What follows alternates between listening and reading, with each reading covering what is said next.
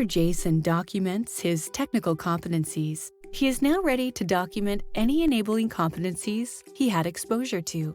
In this video, we will show you how Jason uses the Enabling Competency rubric and guiding questions to help him document his work experience in this area. Enabling competencies are what differentiate Jason as a professional. Therefore, Jason must consistently demonstrate all 5 enabling competencies at a level 2 by the end of his practical experience journey. Jason has been tracking his job duties for the past 6 months and reviews the examples he has completed.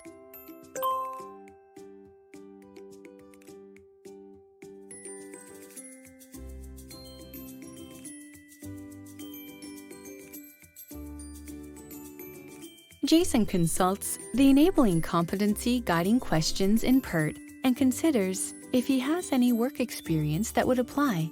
Once he has determined which enabling competency his work experience fits into, Jason will answer the questions listed in PERT. Generally, he is asked to A. Describe the situation, B. The course of action taken, and C. What he learned from the experience that he can apply to future situations. Jason uses the CPA way to document his enabling competencies.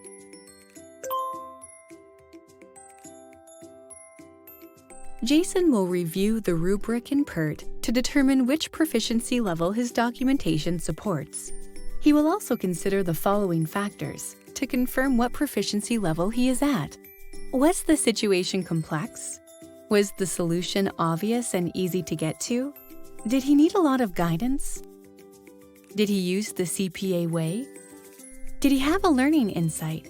Was the insight obvious? Are there other examples to support a consistent demonstration of the competency?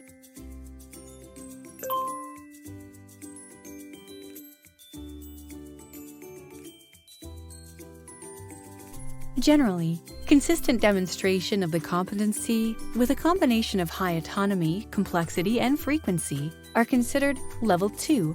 This is what we would expect of a newly certified CPA and is often reached towards the end of your practical experience journey. Up next, illustrating the enabling competency documentation process with an example.